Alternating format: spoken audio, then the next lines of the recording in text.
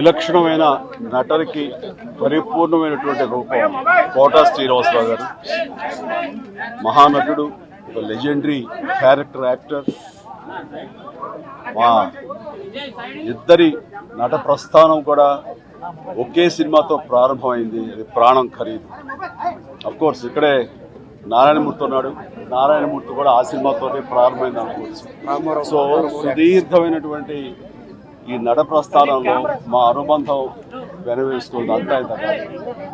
ఆయనతో నటిస్తున్నప్పుడు తెర మీద ఆయన నటనను చూసి అద్భుతం అనుకోవడం వేరు, వ్యక్తిగతంగా 1-to-1 కూర్చున్నప్పుడు ఆయన చేసే చమత్కారాలు కానీ చెప్పే జోకులు కానీ అవి ఆద్యంతం చాలా ఉత్సాహపరుస్తుంది. ఆయనతో షూటింగ్ ఉందంటే కనుక ఇలా కోట శ్రీనివాసరావు గారు ఉన్నారు, ఇవాళ చాలా హుషారుగా బాగుంటుందని ఉత్సాహంతో వెళ్ళేవాళ్ళం.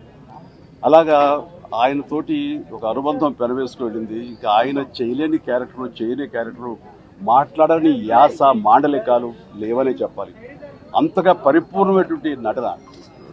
నాటక రంగం నుంచి వచ్చి సినిమా రంగంలో తనకంటూ ప్రత్యేకమైన స్థానం ఏర్పరచినటువంటి గొప్ప నటుడు.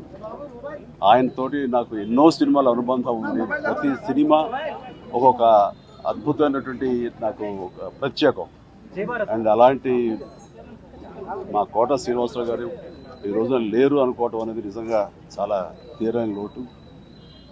అండ్ ఇది వాళ్ళ కుటుంబానికి, పరిశ్రమకి తీరని లోటు. అలాంటి మహానటుడు, అలాంటి వైవిధ్య పాత్రలు పోషించేటటువంటి విలక్షణమైన నటుడు మళ్ళీ వస్తారని అనుకోవటం లేదు. అలాంటి నటుడు మనకు దొరకరేమో కూడా, ఉండరేమో కూడా.